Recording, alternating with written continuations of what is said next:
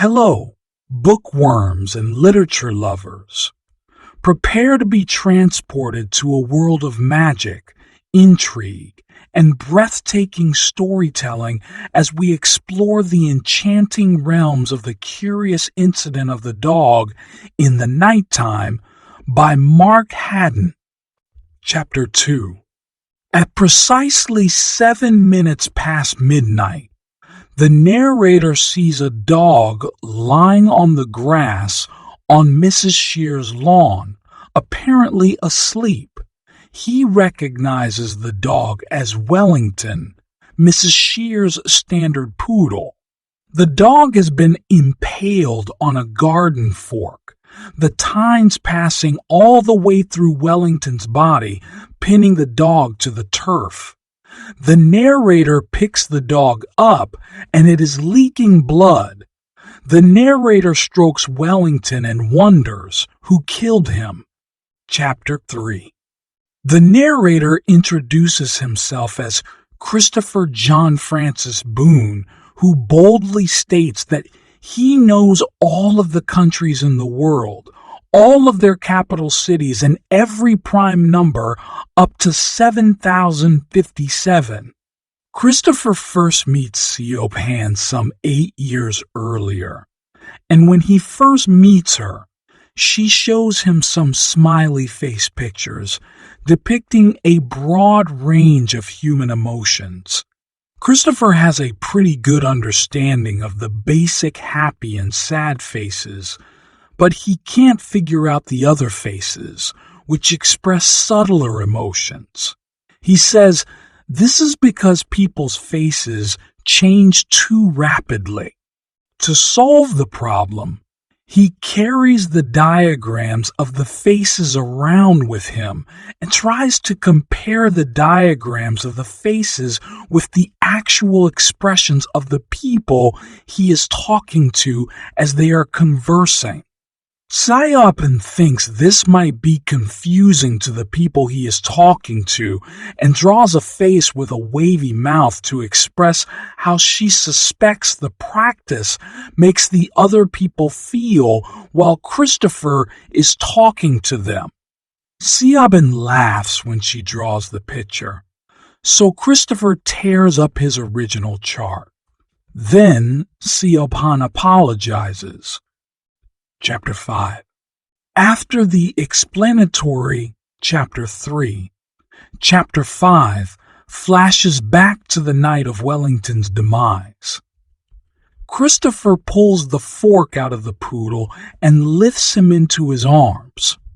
The dog is leaking blood from the fork holes. He tells us that he likes dogs because they have only 4 moods: happy, sad, cross, and concentrating. These are within his limited ability to comprehend emotions. Christopher has been hugging the dog for 4 minutes, not about 4, but 4, when Mrs. Shears comes running out of her house, cursing and shouting, and accuses him of killing Wellington. She orders him to put the dog down. And because he doesn't like being shouted at, he puts the dog down and moves back 2 meters.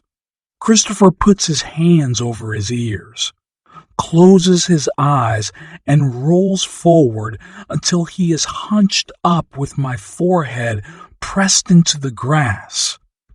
He says that he likes the grass because it is wet and cold. Chapter 7, 11, 13, and 17. In Chapter 7, Christopher boldly states that this is a murder mystery novel. He explains that Siobhan told him to write something he would like to read himself.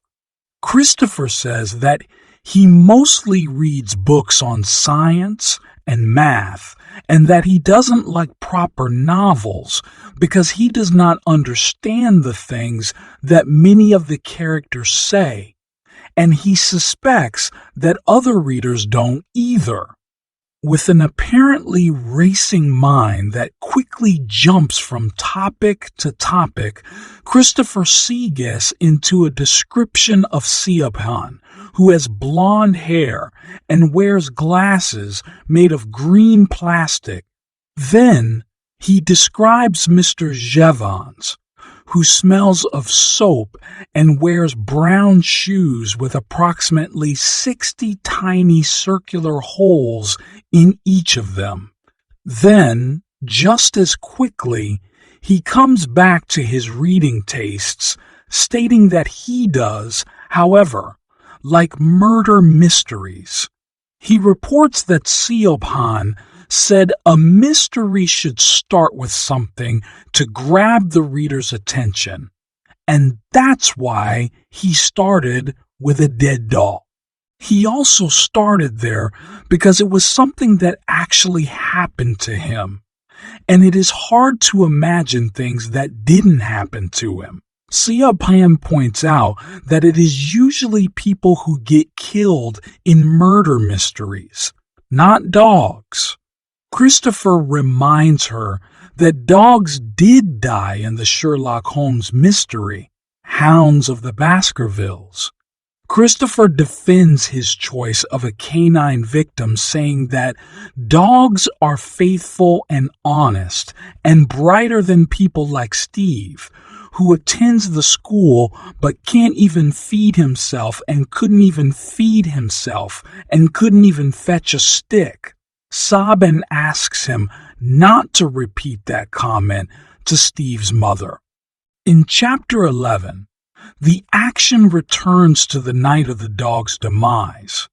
The police arrive, and Christopher relates that he likes the police because they have uniforms and numbers and know what they are meant to be doing. As a policewoman leads Mrs. shears away to comfort her as she mourns the loss of Wellington, Christopher lifts his head off the grass. In response to a flurry of questions from the police officer who interrogates him, Christopher relates that he is 15 years, 3 months, and 2 days old. The police officer keeps asking Christopher if he killed the dog, clearly believing that he did. The police officer keeps pressuring him until Christopher resumes his safe position, hunched up with his forehead in the grass.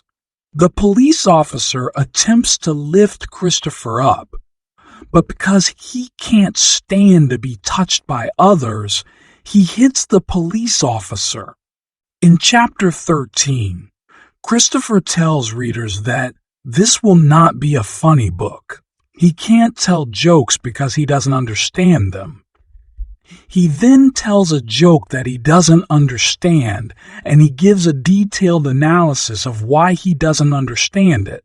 The joke, his face was drawn but the curtains were real, is a complex and subtle triple entendre involving multiple meanings of the same words.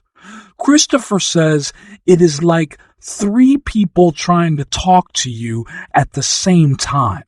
Meanwhile, back at the scene of the murder, the police officer kicks off Chapter 17 by informing Christopher that he is arresting him for assaulting a police officer. This makes Christopher feel more comfortable because that is what policemen say on television. He notes that the police car smells of hot plastic, aftershave, and takeout French fries. On the way to the station house, Christopher stares out the window at the Milky Way. He explains to his readers that the Milky Way is not really a long string of stars, but a disc-shaped assemblage of stars that make up our galaxy. He informs readers that if you look at the galaxy from one angle, you see only a few stars, but if you look toward the center, you see many stars. But if you look toward the center, you see many stars. Then, he launches into a remarkably lucid explanation of the Big Bang Theory and an expanding universe, which is why the night sky is black instead of filled with starlight. That is, the stars are racing away from us almost as rapidly as their light is rushing toward us. Christopher says he likes this fact because it is something you can work out in your own mind without having to ask anyone. Christopher also notes that the universe will eventually begin collapsing back in on itself, with billions of stars rushing back toward us. Then, he points out, the night sky will be filled with the blinding light of billions and billions of stars. But no one will see it because by then they will all have been burnt to death, even if they live in tunnels. Chapter 19. In this aside, chapter that apparently has nothing to do with the plot, Christopher acknowledges that most book chapters are labeled with cardinal numbers, but he uses prime numbers because he likes prime numbers better than cardinal number. He then provides his readers with a chart for determining prime numbers and notes that no one has yet figured out a simple formula for identifying very large prime numbers. He says that in America, prime numbers are considered military material because they are used in codes, and you have to notify the CIA if you find one. If you find one more than 100 digits long, the CIA will buy it from you for $10,000. Christopher closes the chapter by telling his readers prime numbers are what's left when you have taken all of the patterns away. He equates prime numbers to life, noting that they are very logical, but you could never work out the rules, even if you spent all your time thinking about them. Chapters 23, 29, 31, and 37. This group of 4 chapters covers Christopher's adventures at police headquarters, or, more accurately, follows his thought processes as the adventures surround him. He cites in detail all of the items he has to take out of his pockets while being processed. His Swiss Army knife has 13 attachments, including a wire stripper, a saw, and a toothpick. He provides a drawing of a wooden puzzle he is carrying and reveals that he is also packing 3 food pellets for his pet rat, Toby.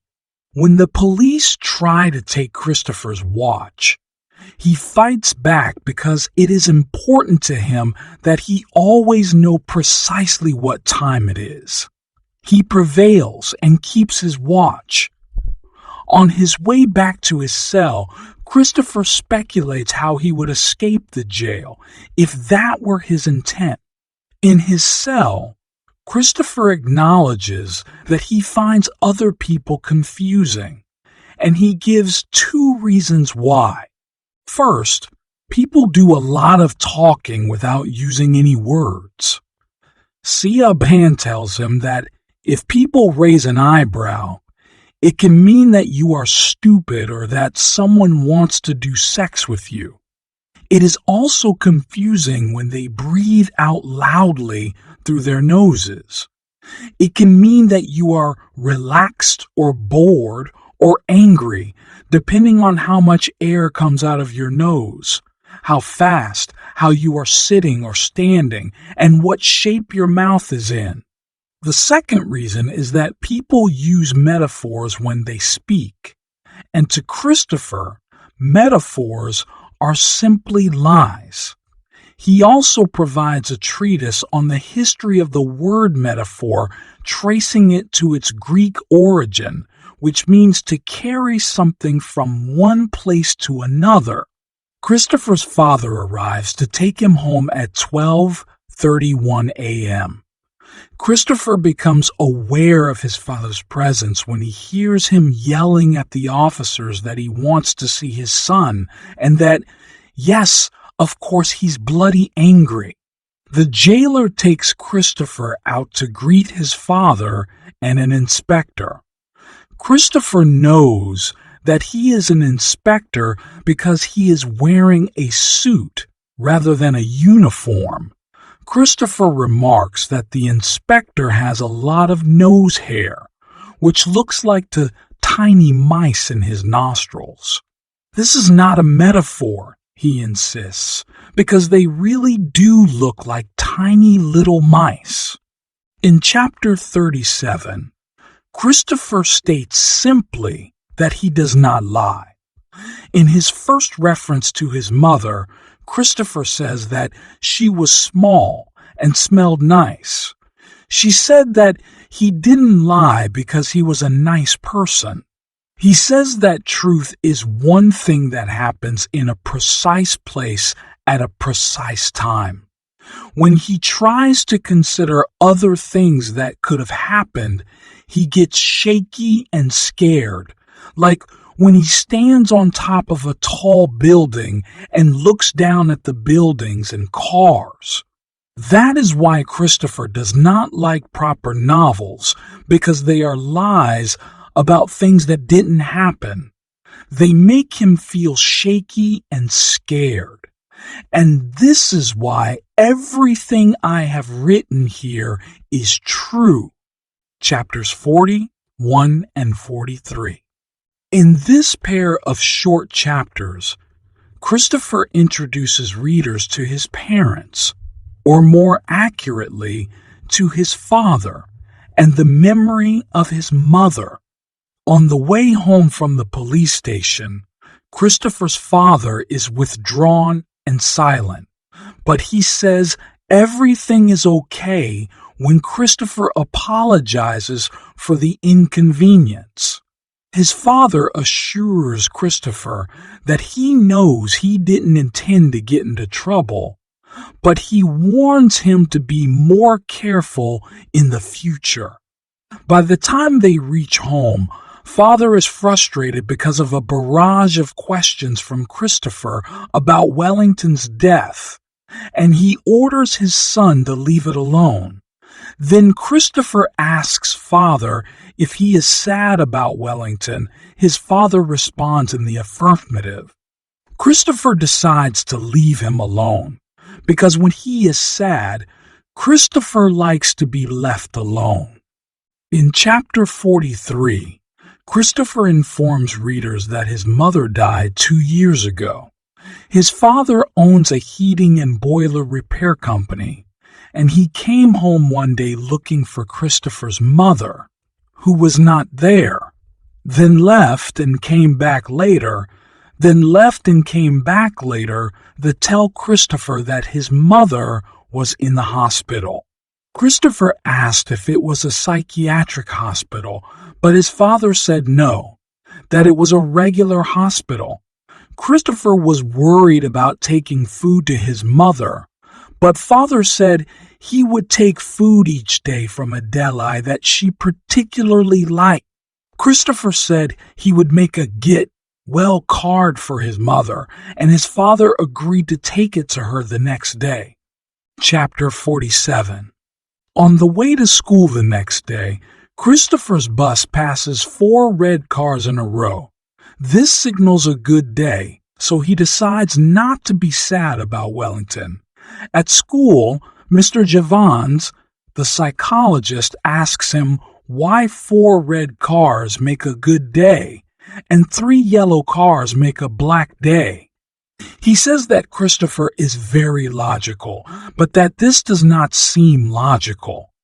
Christopher responds that he likes things in order and that people use all sorts of illogical indicators to determine their moods. For example, people who work in offices feel glad when they walk out in the morning and see the sun, even though they won't see the sun all day in the office. Mr. Jevons comments that Christopher is a clever boy, but Christopher demurs, saying that he is just observant, seeing things the way they really are. Being clever, he says, is when you look at things the way they are and then use the evidence to work out something new. Like if the universe is expanding or how someone committed a murder. In another example, he explains how he looks at someone's name and then assigns numerical values to each letter, e.g., acronym, by. Then he adds up the numbers in his head and discovers that some names make prime numbers such as Jesus Christ, 151, Scooby-Doo, 113, Sherlock Holmes, 163, or Dr. Watson, 167. Mr. Jevons asks Christopher if this kind of thinking makes Christopher feel safe, and he affirms that it does. Jevons asks if Christopher doesn't like change. The boy replies that some changes would be fine, like becoming an astronaut, which is about the biggest change you could make, except becoming a girl or dying. Jevons asks if Christopher would like to be an astronaut, and he replies that he would. He then tells about Terry, the older brother of one of his classmates, who told Christopher that he could only ever get a job collecting supermarket trolleys or cleaning donkey shit at an animal shelter. He said that they didn't let spassers drive rockets. Christopher's father told him that Terry is just jealous because Christopher is cleverer than he, which Christopher said is stupid because they aren't in competition. Then he adds that Terry is stupid, so quod erat demonstratum, which is Latin for which is the thing that was going to be proved, meaning, thus it was proved. Besides, Christopher says, he is not a spazzer, which means spastic. He is going to go to college to study mathematics. His father says that Terry will never go to university and will probably end up in prison. All of this, Christopher allows, is what is called a digression, and he now wants to return to the fact that it is a good day. Because it is a good day, Christopher decides to find out who killed Wellington. Siobhan says that writing is on the agenda for that day, so she encourages Christopher to write about finding Wellington and going to the police station. She says that she will help Christopher with spelling and grammar, so that is why I'm writing this. Chapter 53. With the simple statement, "Mother died 2 weeks later," Christopher returns to the topic of his parents. He is not allowed to go to the hospital, but Father assures him that his mother is getting plenty of good food from her favorite Delidia. Father says that she sends lots of love and that his Get Well card is posted right beside her bed. The Get Well card Christopher makes for her is a picture of 9 red cars, which means super good day. Father says that she has died of a heart attack, but when asked, Father cannot tell Christopher what kind of heart attack. Christopher deduces that it was probably an aneurysm because his mother was healthy, exercised, ate healthful foods, and was probably too young to have died from an embolism. Mrs. Shears comes over that night to cook and care for him and Father. Mrs. Shears holds Father's head close to her bosom and says, "Ed, we're going to get through this then."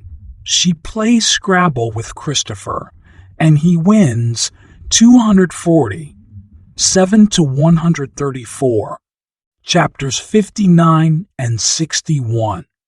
In chapter 59, Christopher decides that he is going to try to find out who killed Wellington, even though his father admonishes him to stay out of other people's business.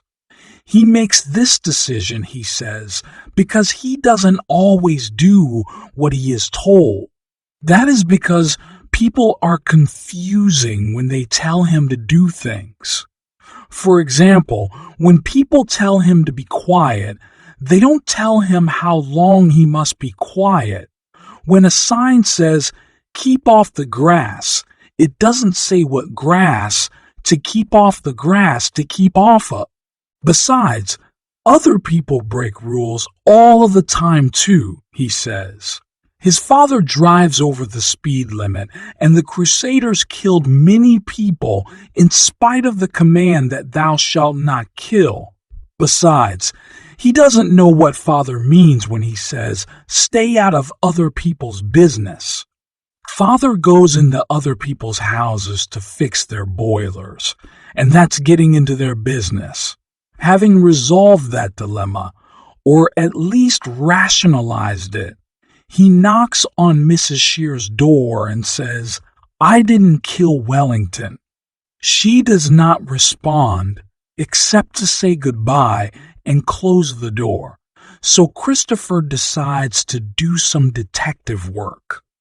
Chapter 61 is a discourse on the belief in heaven through Christopher's eyes. Mrs. Forbes at the school tells him that his mother has gone to heaven, which is a better place. He also says that Mrs.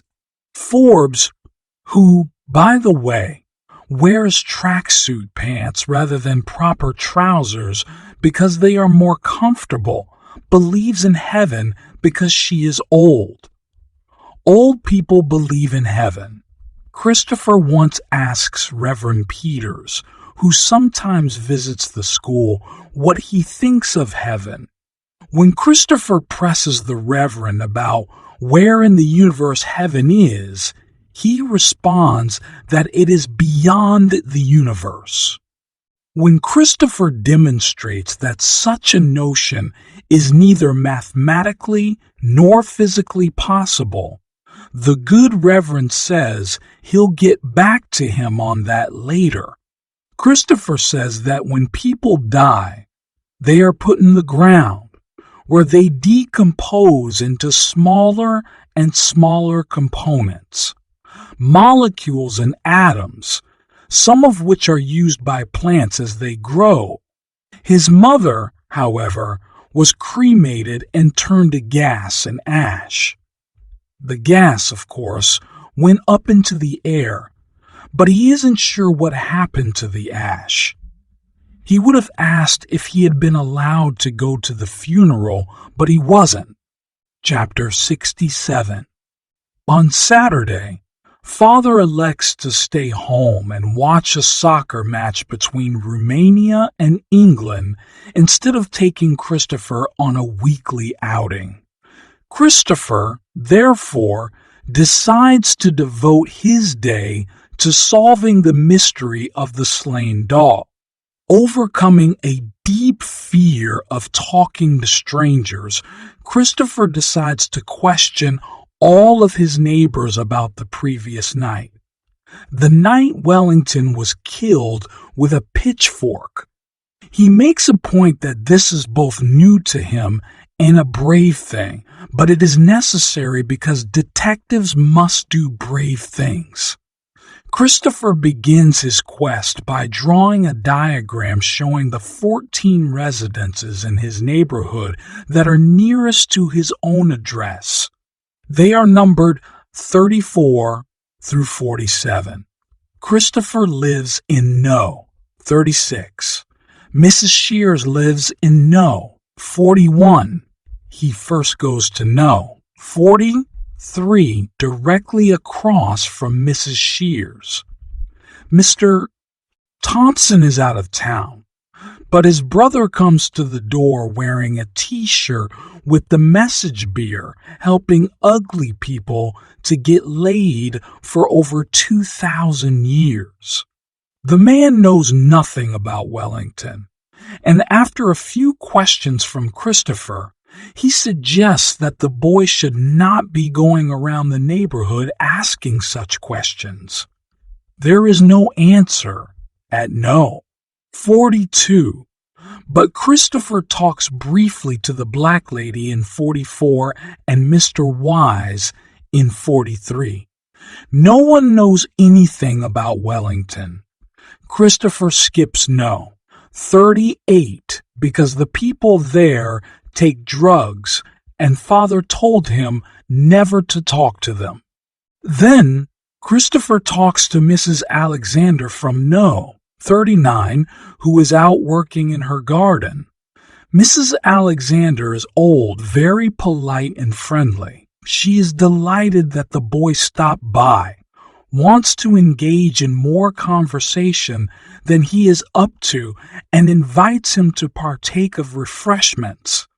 While she goes into her house to get soft drinks, Christopher grows uneasy because she is gone longer than he thinks appropriate and leaves. As Christopher is crossing the street, he engages in another of his logical exercises using the process of elimination to try and figure out who killed Wellington. He deduces that there are only 3 reasons to kill the dog. 1, because you hate the dog. 2, because you are mad. Or 3, because you want to upset Mrs. Shears. Because he knows that no one in his neighborhood hated Wellington. If that had been the motive, it would have had to be a stranger. However, he also knows that most murders are committed by someone who knows the victim. That scenario is, then, less likely than the others are. He also knows that no one in the neighborhood is mad. Therefore, if a non-stranger killed Wellington, it had to be because he or she wanted to upset Mrs. Shears. Since the only person he knows who might want to upset Mrs. Shears is Mr. Shears, he therefore becomes Christopher's prime suspect. Christopher explains that Mr. and Mrs. Shears were married and used to live together until 2 years earlier. That was when Mrs. Shears came over to Christopher's house and did lots of cooking after his mother died. Sometimes, Mrs. Shears would stay at Christopher's house overnight. He liked those times because she made everything neat and tidy. The only thing he didn't like about Mrs. Shears was that she said things such as, "I'm going to hit the hay," or "It's brass monkeys out there," or "Let's rustle up some tucker," because he didn't understand them. Christopher reasons that the only reason people get unmarried is because someone does sex with someone else, or because they have lots of arguments and don't want to live in the same house together. Christopher decides that Mr. Shears probably hates Mrs. Shears, and therefore probably wanted to kill Wellington to upset her. He vows to find out more about Mr. Shears. Chapter 71. Christopher boldly states that all of the other children at his school are stupid. He is not supposed to call them stupid, even though that is what they are. He is supposed to say they have learning disabilities and special needs. That statement is stupid in its own right, though, says Christopher, because everyone has learning disabilities, such as learning French and understanding relativity, and everyone has special needs, such as father, who must carry around little packets of artificial sweetener to put in his coffee. Siobhan says that Christopher must use those terms, special needs and learning disabilities, because people used to call the students at his school spaz, crip, and mong, which are nasty words. He doesn't see how changing the words has changed anything else. However, because when the students get off of their special bus, children from the normal school harass them with taunts of special needs, special needs, special needs, special needs. Christopher says he will have a chance next month to prove that he is not stupid when he takes his A level in math. He is confident that he will receive an A grade as well. Initially, Mrs. Gascoigne, the headmistress, was not going to allow him to take the exam, ostensibly because they didn't have the resources to proctor an A-level exam, a height no one in the school has ever attained. Father, however, took Christopher's side and got into a pissing match with Mrs. Gascoigne, who eventually revealed her real motive. She did not want Christopher to take the exam because it would be treating him differently. Then everyone would want to be treated differently, and order would collapse. In other words, if the school for children with special needs were actually to meet Christopher's special needs, the school itself would collapse. Father prevails, however, when he agrees to pay for the proctor out of his own pocket. Christopher explains that after he passes his A-level exam, he will go on to take exams in math and physics. Then, he says, he will go to university and get a degree in math or physics or math and physics, so he can get a job and make lots of money. Then, he can hire someone to cook for him, take care of him, and wash his clothes, or he will marry some lady so she can take care of him. Then he can have company and not be on his own. Chapter 73. Christopher reveals that things were not all peace and love between father and mother. Sometimes he thought that they might get a divorce and that his behavioral problems were the cause of much of the stress. In his obsessive manner, Christopher provides a detailed inventory with footnotes of his behavioral problems, which include not talking to people, not wanting to be touched, screaming, smashing things, not smiling, and not noticing when people are angry with him. His mother used to say things such as, "Jesus, Christopher, I'm seriously thinking of putting you in a home, or you are going to drive me to an early grave." Chapter 79.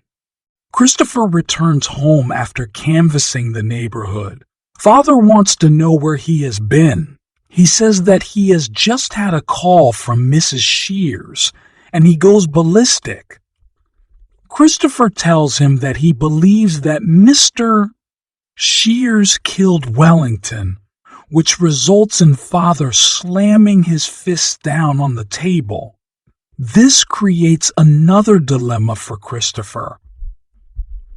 When the table responds to the blow, all of the food on Christopher's plate slides around so that the ham is touching the broccoli.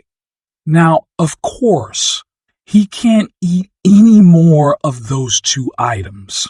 The baked beans, however, seem to have survived the quake in more or less pristine condition.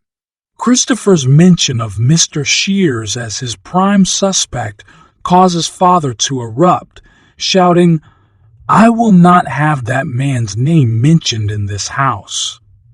When Christopher asks why, Father responds, "That man is evil," which prompts Christopher to inquire if that means he killed Wellington.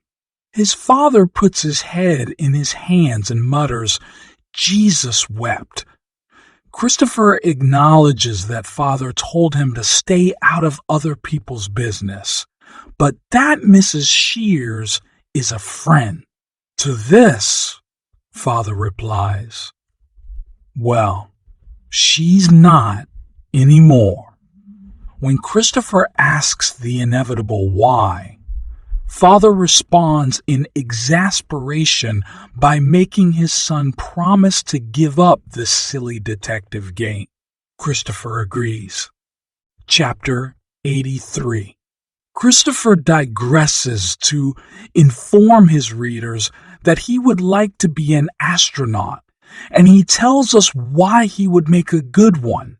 He does not panic when confined to small spaces. He is good at understanding how machines work, and he wouldn't get homesick because he would be surrounded by things he likes. He claims that he would be comfortable because he could look out of his window and see nothing but stars, knowing that no one else was around for thousands and thousands of miles. He would enjoy the solitude, and he much prefers stars to people. He understands stars. He would like to take Toby, his pet rat, if he could find an experiment that NASA would let him do that wouldn't hurt him, but he would go even if he couldn't take Toby, because it would be a dream come true. Chapter 89.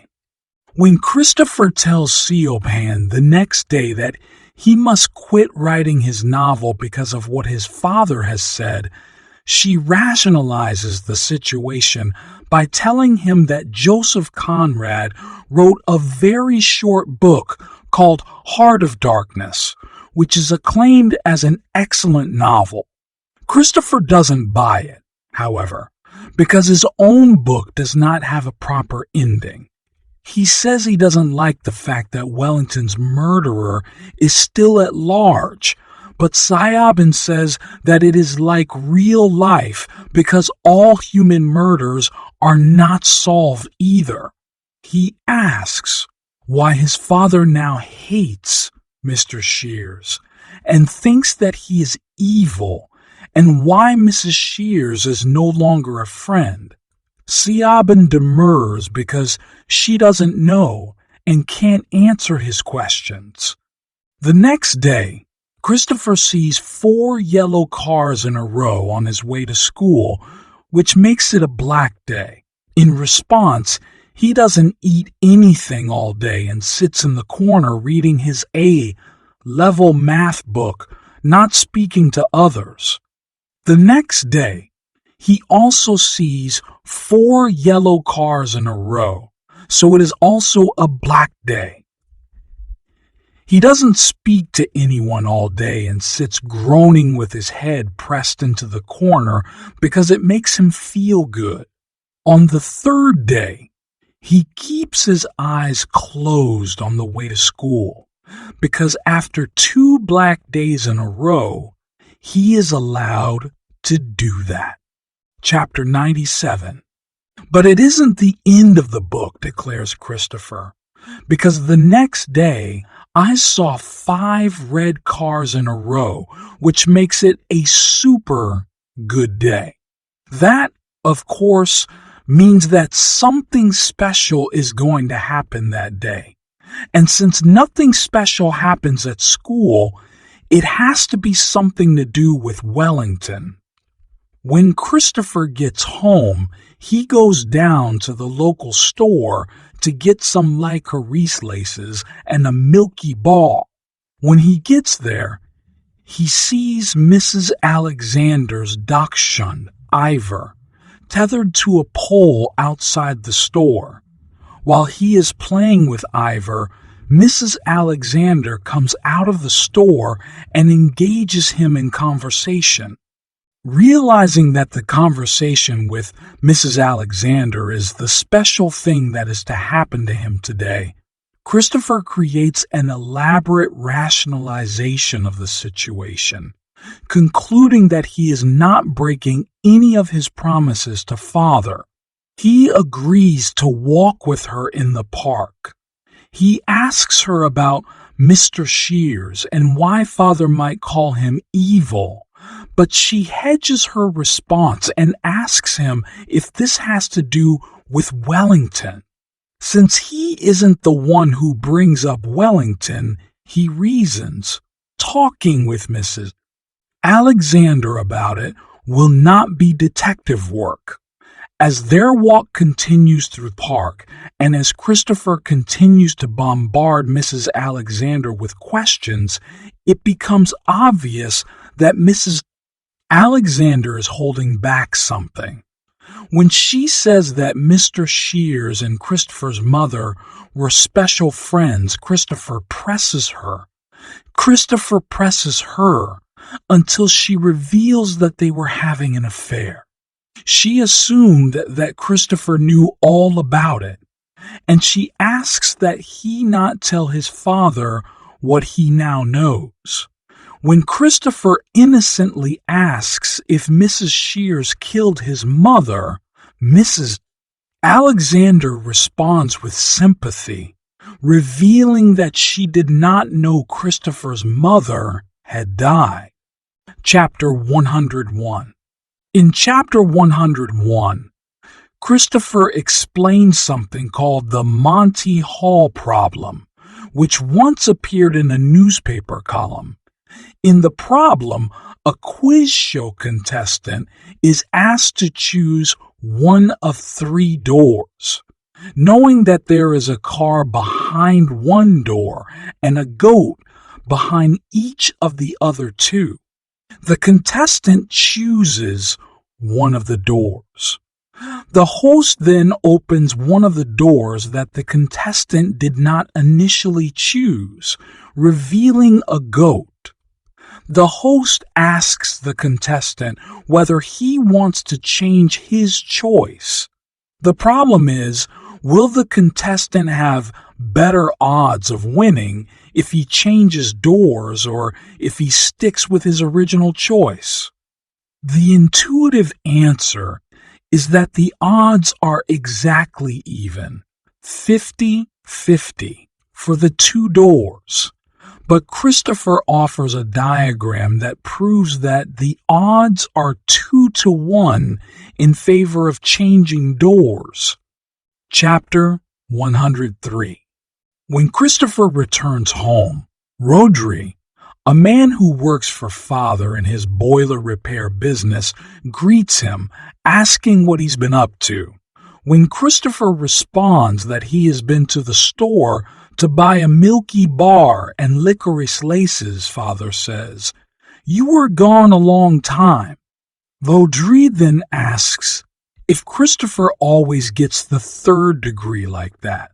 But because Christopher doesn't know what the 3rd degree is, he doesn't answer.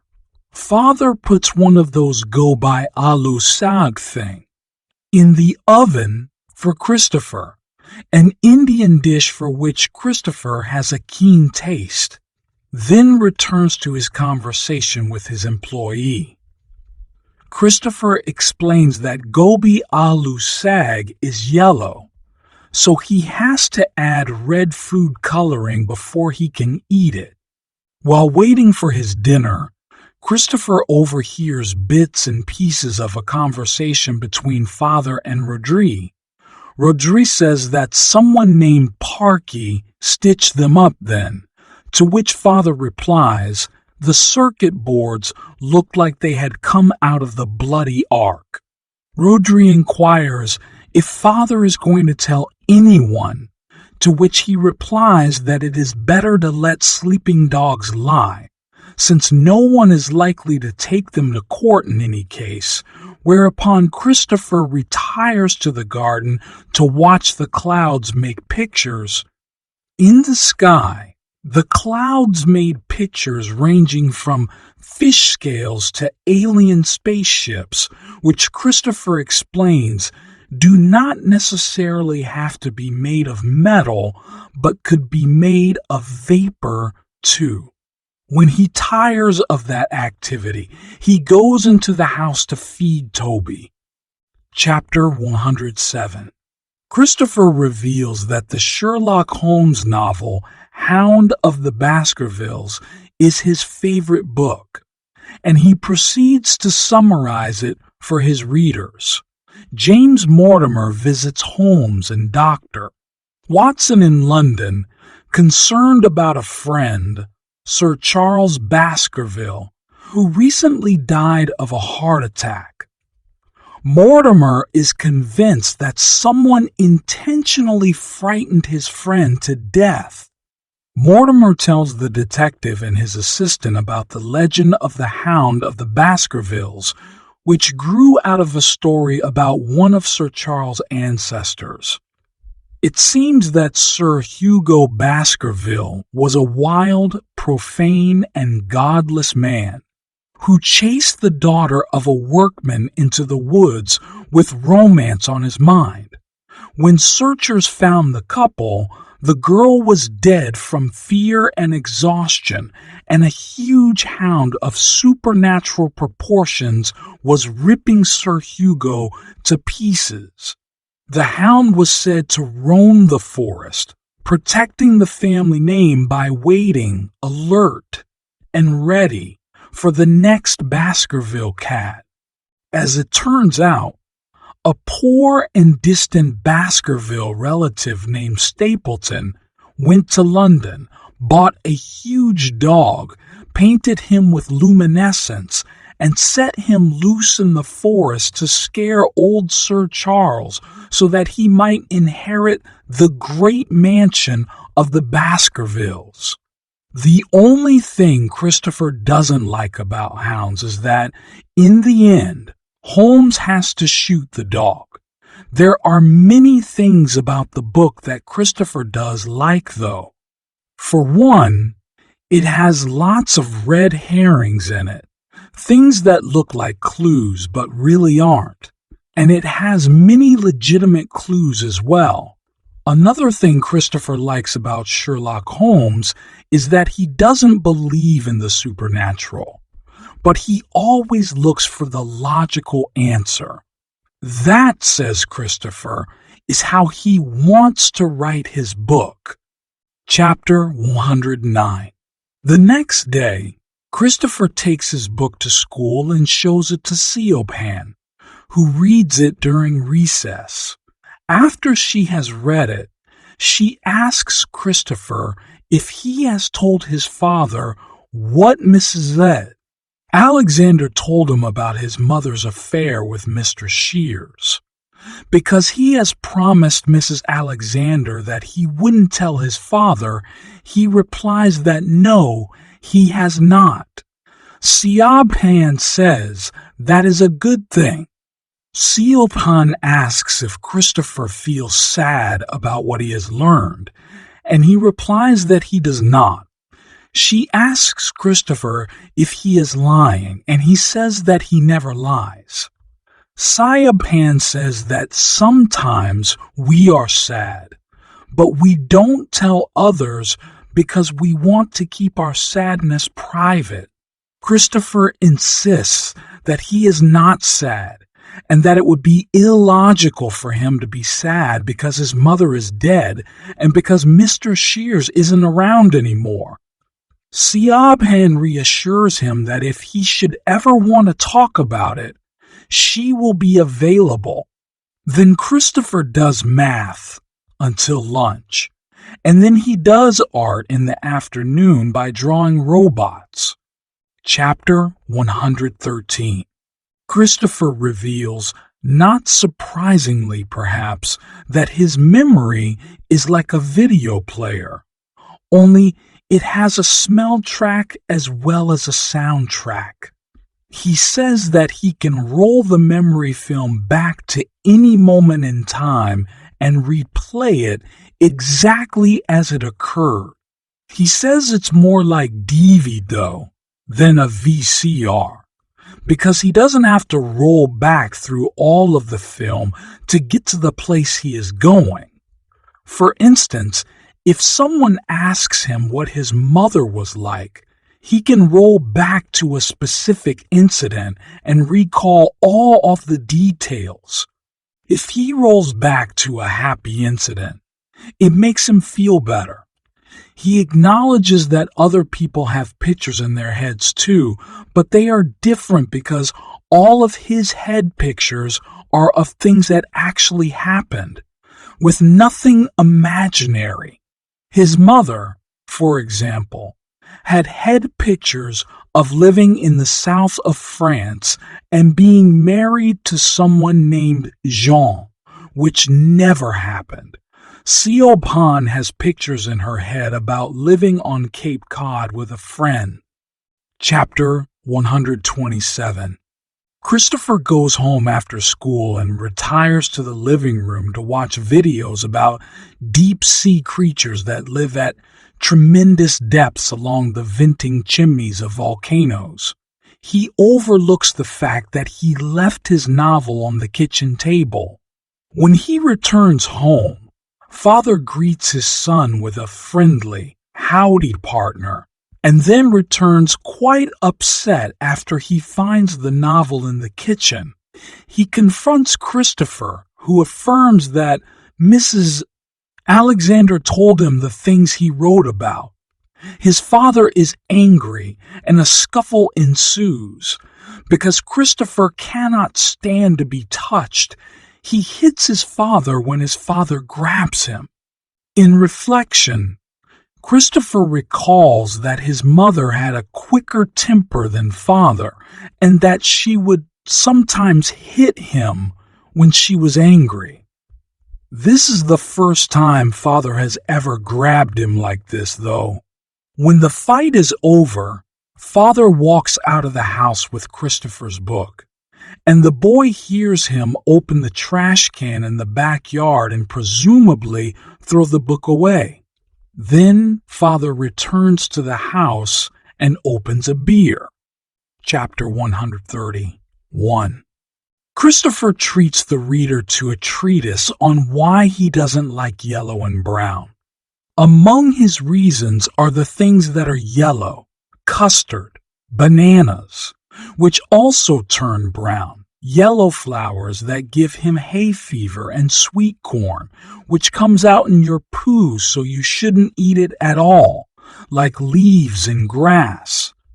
Brown offends because it is the color of dirt, gravy, and poo. Wood is also brown, and it's not good because machinery was once made of wood and it broke. Also, wood gets rotten and worms crawl in it. He doesn't like Melissa Brown, a girl at school who tore up his big picture of an astronaut. Some people tell him, this is silly, and maybe it is sort of, but lots of people have favorite colors. Chapter 137. The next day, Saturday, Father apologizes to Christopher for hitting him and takes him to the zoo for an outing. At the zoo, Christopher's favorite animals are the red-faced spider monkeys, the Patagonian sea lions, and Maliku, an orangutan who fashioned his own hammock from leaves and branches. After visiting the animals, he and Father have lunch, and Father apologizes again for getting angry. He says that he did it because he worries so about Christopher, and he asks if Christopher understands that. Christopher says that he doesn't, but he responds in the positive when Father asks if Christopher knows that loves him. Chapter 139. Christopher likes Sherlock Holmes because the famous detective does not believe in the supernatural. He does not, however, like Sir Arthur Conan Doyle, Sherlock's creator, because he does believe in the supernatural. Christopher believes the supernatural is stupid, and that Sir Arthur was stupid. He explains the case of the Cottingley Fairies, a 1917 hoax involving 5 photographs of purportedly real fairies, which Sir Arthur Conan Doyle believed were indeed real fairies, which Sir Arthur Conan Doyle believed were indeed real. It was later revealed that the fairy photos had been rigged. Christopher concludes that sometimes people want to be stupid, and they do not want to know the truth. Chapter 149. On Monday at school, Pan asks about Christopher's cuts and bruises from his quarrel with Father. He tells her about the fight, about his father grabbing him, and about him hitting his father. She asks if he is afraid to go home, and he replies that he is not. Once he gets home, Christopher gets the key to the back door from the little jar that looks like a nun and goes out to look in the dustbin to retrieve his book, but it is not there. He also looks in the compost with no results, and he hopes that Father didn't take his book down to one of the big trash bins down the street, because then he would never see it again. Christopher mounts an exhaustive search of the house until he finally reaches Father's bedroom. In Father's dresser and cupboard, Christopher discovers such things as aspirin, an old kitchen appliance, a tampon, and a bunch of porn magazines. In the bottom of the cupboard, below a toolbox, he finds another box that contains his novel. He realizes he can't take the box because Father would know he was messing with his stuff, so he decides to leave it and transfer the stuff he remembers into another book. As he hears Father's van pull up outside, Christopher puts everything back into the cupboard, and that is when he sees a letter addressed to him, stacked with a bunch of other letters beneath the book. He recognizes the handwriting as his mother's. Christopher keeps the top letter from the pile, greets his father, tells him about school over dinner, and then goes to his room to read the letter. In the letter, his mother apologizes for waiting so long since her last letter to write, saying that they have moved to a new house and that she has a new job. She notes that since Christopher hasn't written to him yet, she imagines he is still angry with her for leaving him alone. She assures him that she loves him and hopes he won't be angry with her for too much longer. He checks the postmark on the letter and sees that it is dated 18 months after his mother died. Christopher considers all of the possibilities. Had his mother written the letter before she died, and then someone else mailed it? Had someone else with her name and her handwriting sent the letter? He resolves that he will look at the other letters the next time his father is not in the house. He is excited because he now has 2 mysteries to solve instead of just one. Chapter 151. This very short chapter follows Christopher for several days at school. He explains that some things are mysteries that are not really mysteries. Lightning, for example, was a mystery until someone discovered electricity, and then it became science.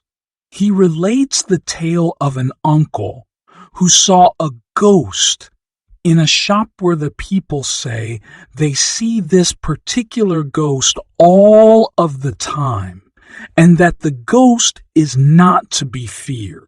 Christopher, of course, does not believe in the supernatural, so he reasons that science will someday find an explanation for ghosts, just as science found an explanation for lightning.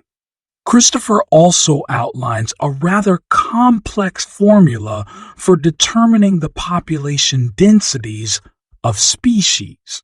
The formula proves that some things in nature are simply too complex to predict, and he concludes that sometimes species become extinct for no reason at all, except that the mathematical tables say they will. Chapter 157. Christopher begins this chapter with a discourse on what happens at school during a 6-day interval until he can get back to the letters from his mother when father isn't at home. At school, things are pretty much as usual. One of his classmates goes to the bathroom all over the floor in the student's toilet. Christopher refuses to go in the toilet because there is poo on the floor, so he wets himself.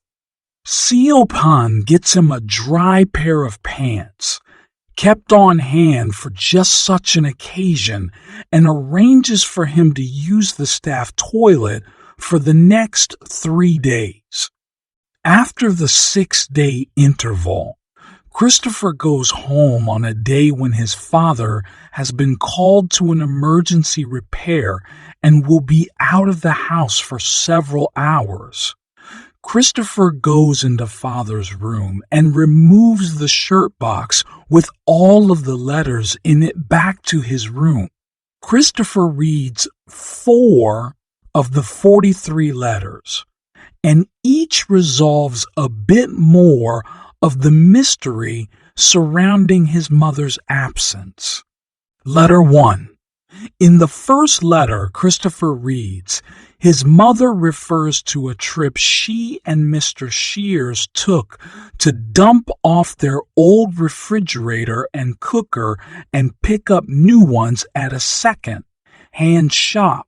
Then she recounts a very happy time when she and father bought Christopher an electric train set, which he played with for weeks and weeks, refusing to go to bed.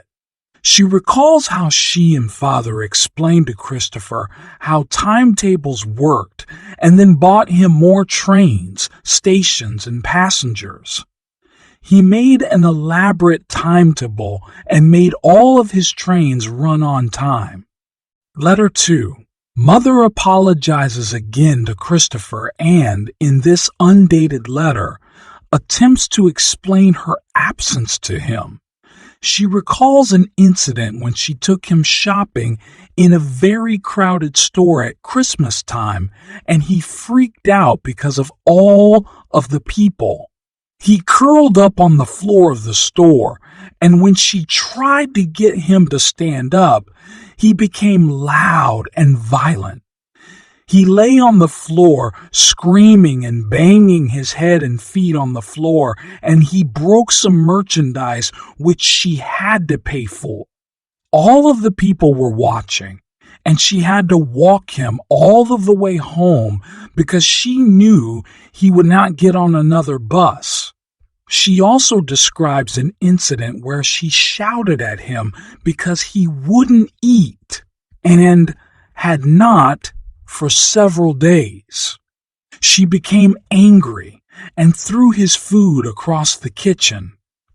Christopher responded by throwing the carving board at her and breaking her toes. She had to go to the hospital, get a cast, and hobble around for weeks. That incident ended in a huge fight with father, and she hit him. That, she says, was when she started spending a lot of time with Roger, Mr. Shears. Although they had always spent time with Roger and Eileen, Mrs. Shears, She started spending a lot of time with Roger alone. She could talk to Roger, and she was lonely. Roger said he and Eileen had not been in love for a long time, and he was lonely too. They fell in love. Roger wanted to leave Eileen and be with Christopher's mother, but she would not leave Christopher. She says that she used to watch Christopher and father together, and she noticed that he was much more comfortable with father. He didn't seem as nervous, and father was so much more patient than she was. She says that she felt unneeded.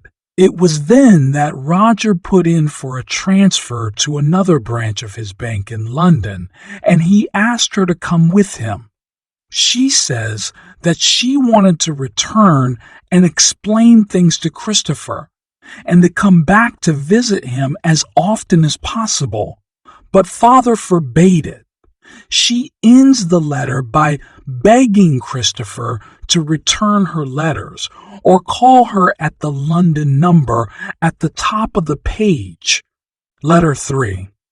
In this chatty letter, Mother relates that she has a new job as a secretary for a company that estimates building costs. She likes her co-worker, another secretary, but she is not fond of her two bosses. One is too strict, and the other is a lech. She is now looking for a better job. Letter 4. Mother has just had some teeth removed and had to take some days off. She describes the procedure and the effects of laughing gas, local anesthetic, and painkillers. Christopher stops reading because he feels sick. The realization that his mother is not dead descends on Christopher slowly but heavily. He feels sick and giddy. The room begins swaying, and he does not understanding what is happening inside his head. His stomach hurts, and he lies down on his bed and curls up into a ball. His memory blanks out for what must be a long time, because when he regains awareness, it is dark. There is sick all over his clothes and his hands and face. He sees his name written in his mother's hand, almost as if it is appearing on a computer screen. Then he hears his father in another room. Even though he is aware, nothing is real to Christopher. It is as if he is outside his body, watching things happen to him. Christopher becomes aware of father entering the room, but his voice sounds tiny and far away, unreal. At first, father is angry, scolding Christopher for getting into the cabinet in his room, but when he sees the letters, he becomes ashamed and apologetic. He begs Christopher to forgive him for lying to him about his mother. He tries to explain how the lie got out of hand. He becomes comforting and nurturing. Father helps him to the bath he has drawn for him. Christopher does not resist. He does not fight being touched. Chapter 163. Christopher explains how he had to learn that other people had minds too. Julie, his first main teacher at school, before Siobhan, showed him a box that originally contained Smarties and asked him what he thought was in the box. He replied, of course, that he thought Smarties were in the box, but when he opened it, there was a pencil in the box. Julie then asked him what he thought his mother would say if Julie asked his mother what she thought was in the box. He replied that she would think there was a pencil in the box, and Julie explained to him that his mother would have to go through the same process that Christopher did to learn, in her perceived reality that the box actually contained a pencil. Christopher then offers a treatise on how the mind works, replete with examples from an educational TV show. He says that the inside of people's minds is like a complex machine with TV screens that show all different sorts of images. He talks about a phenomenon called visual saccades, in which, when the eye moves from point to point, it does not really see what is in between the 2 points. Rather, the mind creates screens based upon what it remembers was in that space. Animals, says Christopher, do not have that capability, but have only the here and now screen. People can have pictures of just about anything, from fantasies to memories, even pictures of complex chains of reasoning. Christopher concludes that people's brains are like computers, but they are in denial about that and want to think they are special. He contends the only meaningful difference between computers and people is that people have feelings. Feelings, he says, are just having pictures about what is going to happen tomorrow or next year, or what might have happened instead of what did happen. And if it is a happy picture, they smile. And if it's an unhappy picture, they frown. Chapter 167. Christopher returns to the plot timeline in this chapter, picking up where he left off after discovering Father's lies about his mother. After giving him a bath, Father asks if he can get Christopher some food, but Christopher is non-responsive. Father, still apologetic, guilty and uncomfortable, trundles off to the laundry room to wash the soiled clothes and sheets and continues with a seemingly endless apology. He desperately tries to regain his son's trust, but Christopher remains silent.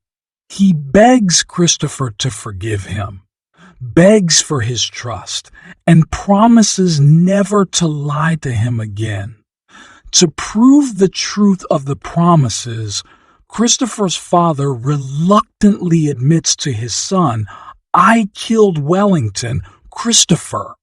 Once Christopher's father reveals that he killed the dog, Father tries to explain that he and Mrs. Shears were getting on really well, and he was hoping that she might move in with them, or them with her. Then they could continue as a family unit. They began to argue, though, and Mrs. Shears, she said, "Some things I'm not going to repeat to you because they're not nice, but they hurt." He goes on to complain that she thought more of that damn dog than she did of him. After one particularly vicious argument outside of Mrs. Shields' house while he was on his way home, Wellington attacked him. Wellington's occasional attacks seemed to be more of a nuisance than a threat, but Father says that he was so distraught that he killed Wellington with the garden fork. Father knows he should not have killed the dog, but when that red mist, Thrages comes down. When Father completes the story of Wellington's death, he puts up his hands and spreads his fingers to sort of kiss and make up in their traditional ritual. Christopher says, though, "I screamed and pushed him backward so that he fell off the bed." Father backs off and says he's going to leave it for the night and that they'll talk in the morning. Christopher retreats into his own reality. Now, in Christopher's world, his father is not only a liar, but a murderer as well. Christopher reasons that he must get out of the house because even though Father said, "Trust me," he can't trust him because he told a lie about a big thing. He is afraid that Father might murder him too. Christopher waits for his father to come up to bed, but he never does, falling asleep in the living room instead. When Father is snoring loudly, Christopher grabs Tobo's cage, both of my coats, his special food box, and sneaks out of the house. He goes out in the garden and hunkers down next to a drain barrel behind a storage shed. Even though he is not hungry, he eats his Milky Bar and 2 clementines because he knows if he doesn't eat, he will get cold, and he's using one of his coats to cover Toby's cage so he wouldn't get cold and die. He closes the chapter with the comment, "Then I wondered what I would do next." Chapter 173. Chapter 173 consists of less than a full page of text and 2 illustrations. In the text, Christopher examines the constellation Orion, commonly called the Hunter. He explains that if you connect the stars with different lines and borrow a couple of stars from Gemini, you can also make it look like a bunch of grapes, Jesus, or a bicycle, except they didn't have bicycles when the Romans and Greeks named it Orion. With his pictures, Christopher demonstrates how, by connecting Orion stars, one way it does look like a hunter, but with different lines, it looks like a dinosaur. Chapter 179. Christopher stays awake until after 3:00 a.m., huddled behind the rain barrel behind the shed. He spends the time watching the sky because when he sees stars, he realizes they are hundreds and thousands of light years away. Many of them may not even exist by the time their light reaches Earth. Thinking in such massive terms, he says, makes all of his problems seem negligible. So small, you don't have to take them into account when you are calculating something. Christopher wakes up with early dawn to hear the birds sing the morning chorus. Shortly after he awakens, he hears his father calling his name, searching for him. He conceals himself further, clutching his Swiss Army knife with the lethal saw blade extended. After he hears his father leave, Christopher comes out of his hiding place and decides he will go live with Mrs. Shears, who will take care of him. Now that it is unsafe for him to live in his own house with Father, the murderer. When he knocks at Mrs. Shears' door, however, there is no answer. Then the neighbors who do drugs come out of their house and Christopher hides from them. During this respite, Christopher weighs his options in his usual rigidly logical manner. He clearly can't go home again because he fears his father. He can't go live with Siobhan because she isn't actually a friend, but a teacher. He doesn't like Uncle Terry because he smokes cigarettes and strokes Christopher's hair. He can't live with Mrs. Alexander because he couldn't stay overnight in her house or use the toilet there because she has used it, and she isn't a friend. The only remaining choice is to go live with his mother in London because he has her address. This decided, Christopher sets out to journey to London. He asks Mrs. Alexander if she will watch Toby while he goes to London. She inquires if his father is going and how long he is going to be gone. He replies that his father is not going and that he is going to stay until he goes to university. She declines the loan of the rat and suggests that Christopher's may not be the best of plans. She suggests they contact his father and goes off into another room to call him. Christopher bolts, and because he knows his father is gone and not likely to come back for a while, Christopher goes back to his house, chucks a brick through a window to gain entrance, and goes inside. He sees his father's wallet, cell phone, and address book lying on the counter. He steals his father's bank card from the wallet, loads up with some food, disposes of Toby's cage, and consigns the rat to new quarters in his coat pocket. Christopher knows the PIN for his father's bank card because rather than writing it down and hiding it someplace, he asked Christopher to memorize it, knowing that he would never forget it. Christopher decides to travel by train because he knows all about timetables and trains because of the model railroad he built. He sets off for his school, where he plans to ask Siopan where the train station is. When he gets to school, however, he sees his father's van, so he doesn't go in. He asks directions of a strange lady, and she tells him where the station is. She says, "Follow that bus," so he sets off running after the bus. He tires out before he gets to the station, however, so he establishes a spiral search pattern that eventually takes him to the station, as well as giving him a good mental map of downtown. Chapter 181. Christopher states boldly that, "I see everything." Then, he proceeds to illustrate the point by explaining the difference between his perceptions and those of normal people. A normal person might say, "I am standing in a field. There are some cows in the field. It is sunny with a few clouds. There is a village in the distance."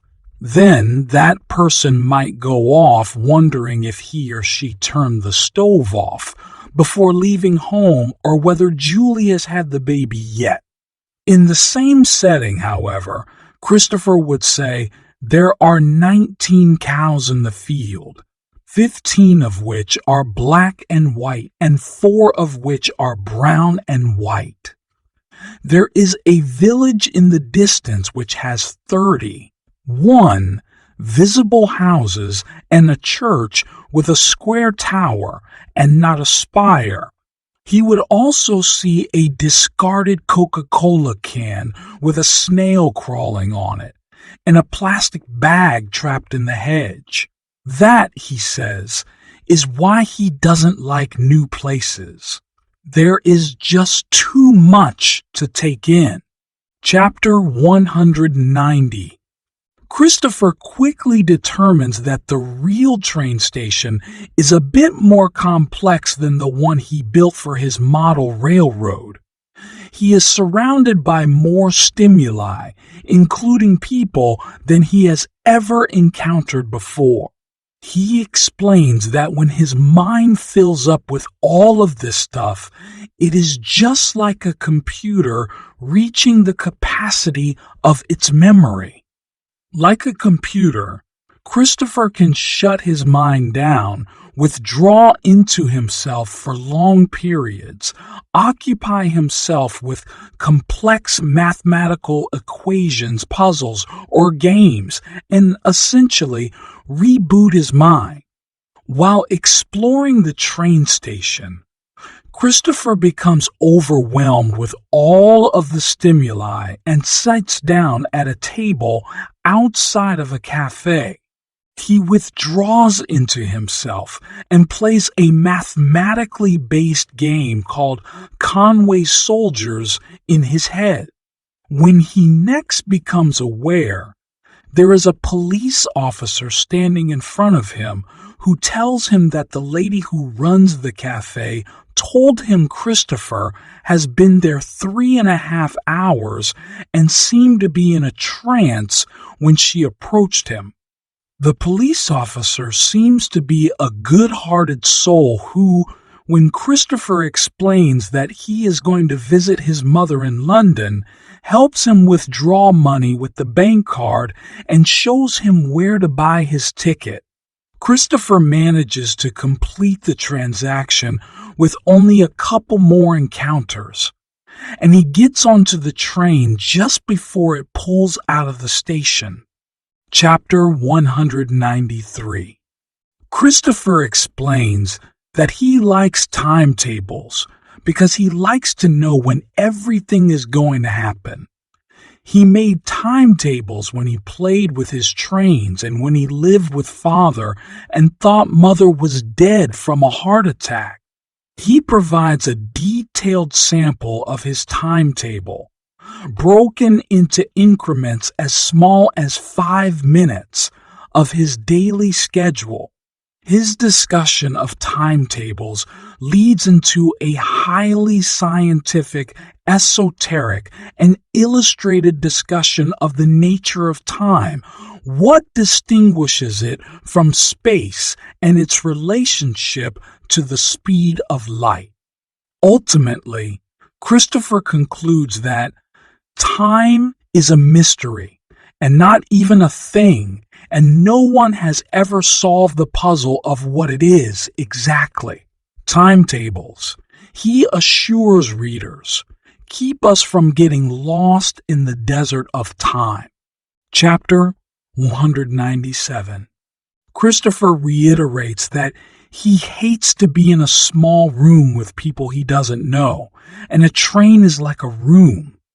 He relates an incident from his past when he jumped out of a moving car to get away from some other children his mother was giving a lift home to. He had to get sutures, and it took 3 months for his hair to grow back like it was before. He is standing very still on the train when he hears someone call his name.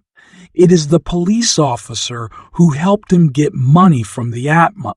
The police officer tells him that Christopher's father is at the police station. Christopher assumes Father has been arrested for killing Wellington, and he tells the police officer so. The police officer says they will look into that, but, for the moment, he needs Christopher to come to the station with him. When Christopher says no, that he is going to London to live with his mother, the police officer tries to take Christopher by the arm. Christopher screams, and the cop lets go. By the time they repeat that scenario once more, the train is leaving the station.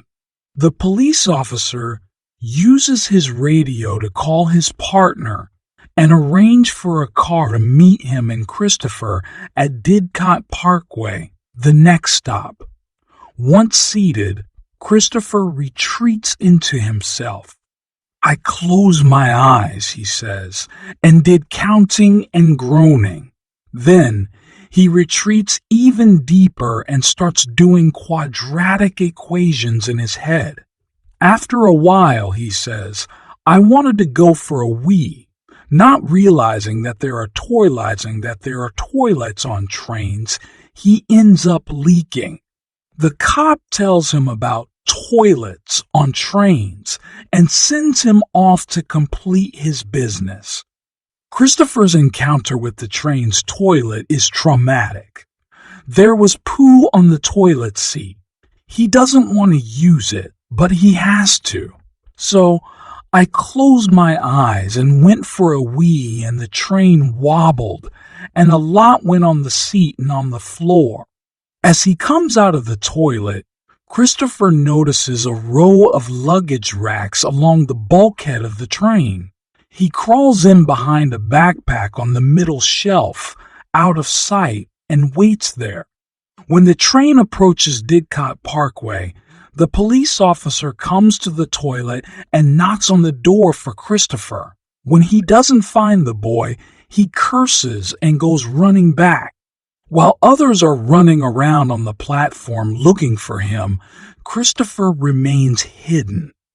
Chapter 199.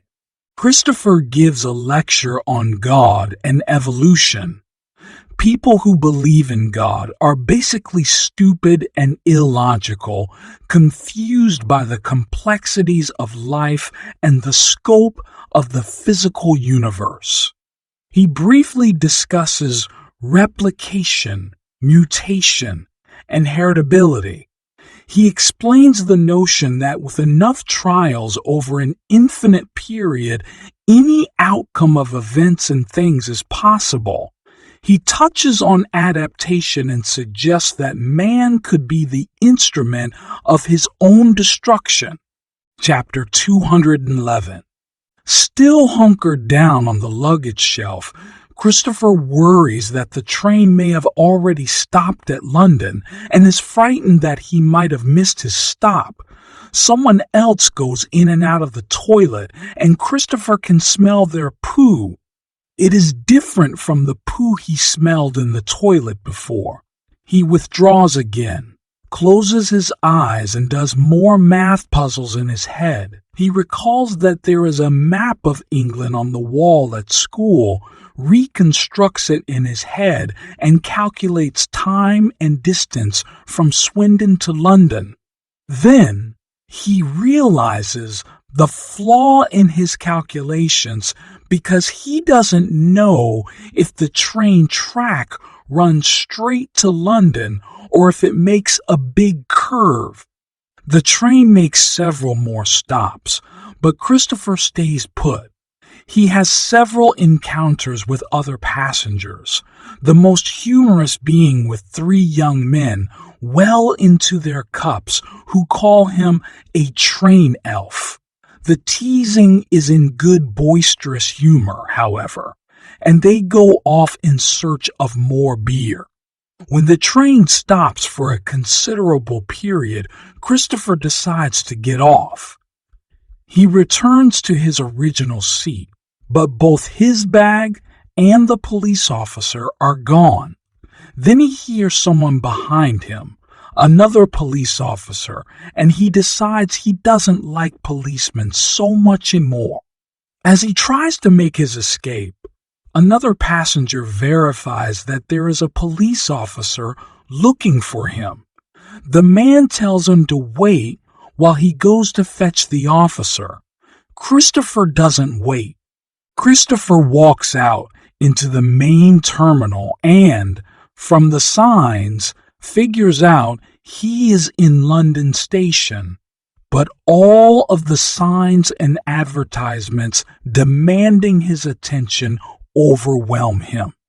The boy who sees everything is unable to process all of the stimuli, and the signs begin to censor themselves, which Christopher explains with illustrations in his book.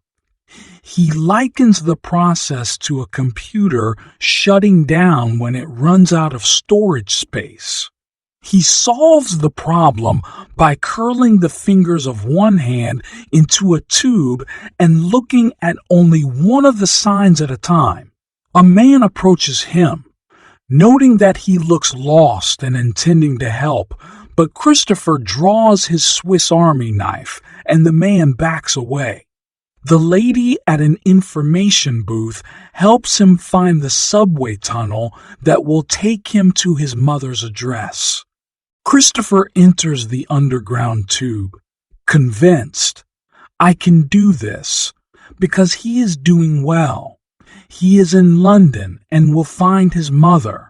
He eschews the escalator in favor of the stairs and descends to track level. Put off by all of the people in the tube, Christopher crawls into a coin-operated photo booth to withdraw and do detecting by peeking out through the curtain to watch the people. By this process, he figures out how to use the automatic ticket machine and goes to buy a ticket. When a man urges him to hurry up, Christopher barks like a dog and proceeds through the turnstile to the tracks. To get to the next level, down, Christopher has to take the escalator, which he doesn't like because of all the people. He wants to hit them so they will all go away, but he doesn't because of the warning he got about staying out of trouble back when he went to jail. Christopher finds a place on a bench in the waiting room for his train, but soon it fills with people and becomes uncomfortable. Then there is the hellish noise of an approaching train, which triggers a huge fear reaction. He covers his ears and closes his eyes. After that, there is the lesser noise of the train starting up and moving on after the stop. When he opens his eyes, all of the people are gone. The same thing, noise, people, lesser noise, people gone, happens all over again as another train comes through, and Christopher is driven to a state of high panic. Chapter 223. Christopher begins this chapter with the declaration, and this is another description because C.Up. said, I should do descriptions, and it is a description of the advert on the wall of the little train station opposite me. But I can't remember all of it because I thought I was going to die. The most interesting part of the advert, in Christopher's eyes, is a picture of two orangutans hanging in a tree, which he illustrates for his readers in his book. Chapter 227. Transfixed by the terrifying distractions of sight and sound, Christopher remains on the bench for approximately 5 hours. During that time, he develops a technique to deal with his fear by bringing order to the chaos around him. The most frightening part of the train arrival and departure sequence is the arrival. It sounds like sword fighting. He imposes order on that by chanting left, right in his head to match the rhythm of the train. Then he begins peaking and gets the macro sequence down. Train coming, train stopped, train going. It is 8:37 p.m. when he finally regains full awareness and stands up. He sees an electronic reader box that lists the various trains and how soon they will arrive. This gives him enough predictability to feel more comfortable. When Christopher finally becomes mobile again, he realizes that Toby has escaped from his pocket and goes on a search around the station for him. He finally spots him down by the tracks and climbs down to catch him. There are a couple of tense moments when he's chasing the rat and hears the train coming. Toby eludes him long enough to build up some suspense. A man tries to help him back up into the loading area, but Christopher screams and resists him. Finally, the boy captures Toby and, against the rat's will, lifts him back up to safety. He has another encounter with the wood, Be Good Samaritan, but he alienates her when he tells her that he has a Swiss Army knife with a saw blade that could cut her finger off. Christopher gets on the next train and quickly figures out the timetable. He identifies the stop he wants from the information he got from the lady in the information booth. He sketches the patterns of the upholstery and bulkheads of the train, reads all of the signs, and finally gets off at Willesden Station. He finds a magazine vendor and, after some humorous miscommunication, purchases a London Street atlas. He figures out the maps and grids in the atlas and then sets off for his mother's flat. When he reaches his destination, no one is home, so he hides behind an ash can and waits. He gets wet and shivers when the rain starts, but at 11:32, he hears his mother's voice. She is arguing with Mr. Shears as they return from a night out. Christopher's mother, of course, is startled to see him. After some preliminaries, the three of them go inside. Mr. Shears does not seem particularly joyous about this touching reunion of mother and her peculiar issue. Inside, she asks why Christopher has not answered her letters, and he reveals the whole story about Father's lies and how he is terrified of Father because he killed Wellington. His mother is devastated and livid. She trundles Christopher off to a hot bath, but he is interrupted by a knock on the door before he is finished. His mother says there is a police officer who wants to speak with him. The police officer asks Christopher whether he would rather stay with his mother or go back to his father, and Christopher wants to know why his father isn't in prison for murdering Wellington. Christopher says he wants to stay with Mom. She concurs, and the police officer leaves. At 2:31 a.m., Christopher awakens to the noise of a huge fight erupting outside of his room. It involves his mother, his father, and Mr. Shears. Father demands to see Christopher, but Mother and Mr. Shears are resisting. Accusations fly between Father and Mr. Shears. Mother tries to calm the waters. Father is finally allowed into Christopher's room to be greeted by a less than delighted son holding him at bay with the saw blade of a Swiss Army knife. Father, crying, begs for forgiveness, but Christopher is frightened and unresponsive. While Father is in Christopher's room, Mr. Shears recalls the police officer who was there before.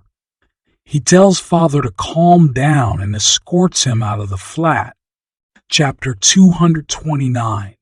While sleeping, Christopher has one of his favorite and perhaps most chilling dreams. In his dream, almost everyone on Earth dies from a virus. This is not like other viruses, but like a computer virus. It spreads because of the meaning of something an infected member says, and the meaning of what they do with their faces. People can contract the illness from watching people on television, and once they get it, they just sit on the sofa in front of the TV and do nothing. They don't eat or drink, so they die. Eventually, the only people left alive are those who don't look at other people's faces and who don't know what the facial expressions mean. Then, says Christopher, he can go anywhere in the world and no one will touch him or ask him questions. Chapter 233. Over Christopher's breakfast of fried tomatoes and green beans the next morning, he hears Mr. Shears already complaining about the flat being too small for 3 people. His mother says he can stay as long as he wants to stay. Mother takes compassionate leave from her job and takes Christopher shopping. It is crowded, however, and he curls up on the floor and screams. They ride home in a taxi. Later, he tells Mother that he must go back to Swindon to take his A-level math exams, and she says that may not be possible. When he is unable to sleep, Christopher goes outside, crouches down between two parked cars, and contemplates the nighttime in London. He goes out of the window of his room because he fears Mr. Shears. When Christopher's mother finds him, she is frantic, reliving the stress of the past. The following day, Mother loses her job because she is taking too much time off to care for Christopher. That night, when she is putting him to bed, Christopher reminds Mother that he must go to Swindon to take his A-level math exams. The issue is non-negotiable, so far as Christopher is concerned. Mother, however, says that she is just about to lose it and asks Christopher to back off. He begins to feel an oncoming panic attack. That afternoon, Mother takes Christopher on an outing to a high overlook. There, she informs her son that she has called his school and informed them that he will not be taking his A-level math exams. Christopher screams for a long time and stops eating.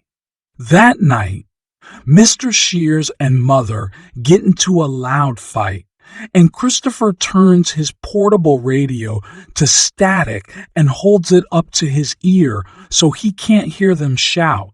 The morning after the big fight, Mother bundles up Christopher in a couple of suitcases, borrows Mr. Shears' car, and heads to Swindon. Christopher reiterates his fear of his father, but Mother says they will have to stay at the Swindon house for a while. Christopher then asks if they are going back to Swindon so he can take his A-level exams, and his mother responds with surprise. Clearly, she has forgotten about it.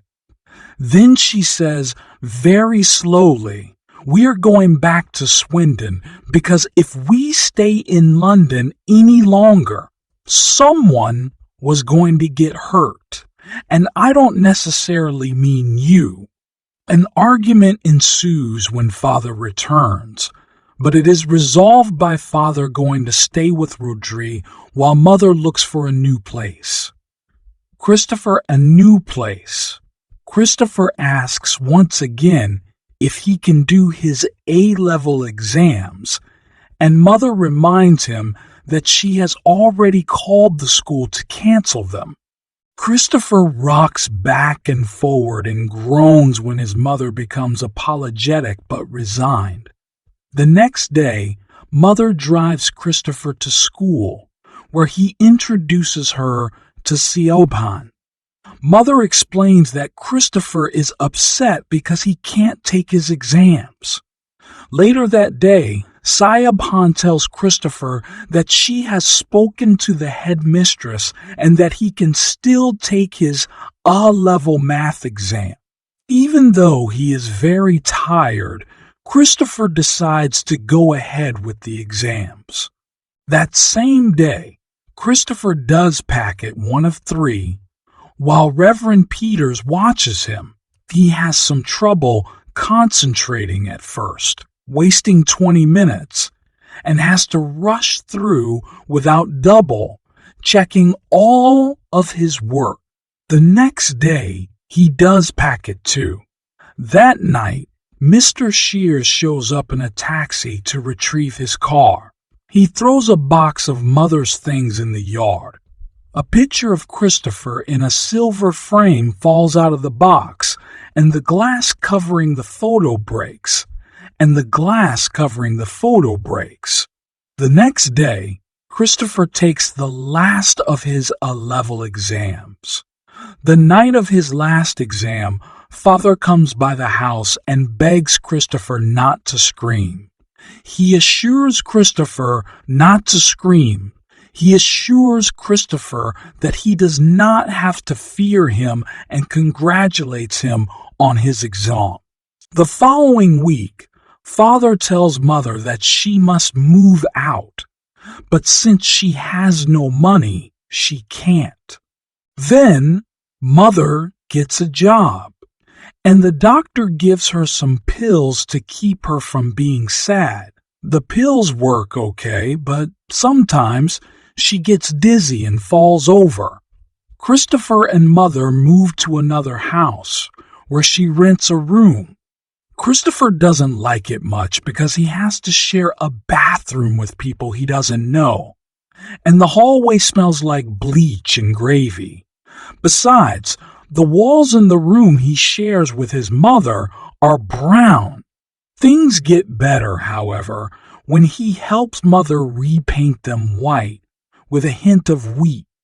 Christopher gets paint in his hair, but he cuts it out with scissors so his mother will not have to scrub his hair. Mother's new schedule requires Christopher to spend several hours every day at his father's house. He pushes his bed up against the door for protection, and sometimes he hears his father sitting quietly outside the door for long periods. Then Toby dies, and since there is no garden at his new residence, Christopher buries him in a flower pot. It isn't all that bad, though, because Toby was 2 years and 7 months old, which is a lot for a rat. One day, when Mother is picking Christopher up after work, Father asks if he may speak with his son. Christopher resists, but ultimately relents. Father begs him for forgiveness and trust, and then he produces a big box with a gift for Christopher. The gift is a golden retriever puppy. This breaks the ice between father and son, and they begin a tentative dialogue. It is agreed that Father will let the dog stay at his house, since he can't be kept at the rooming house. Christopher will have total access to the dog for walks and play. That night, there is a thunderstorm, and lightning strikes a huge old tree by Father's house, leaving nothing but some carbonized wood. Later in the day, Christopher gets the results of his A-level exams, and in spite of the fact that he was worried because he was so tired, he receives an A grade on each section. Christopher reiterates his plans for further math and physics, the university, and a high-paying job. Then he concludes the curious incident of the dog in the nighttime with the following comment: "And I know I can do this because I went to London on my own, and I solved the mystery of who killed Wellington, and I found my mother, and I found my mother, and I was brave, and I wrote a book, and that means I can do anything."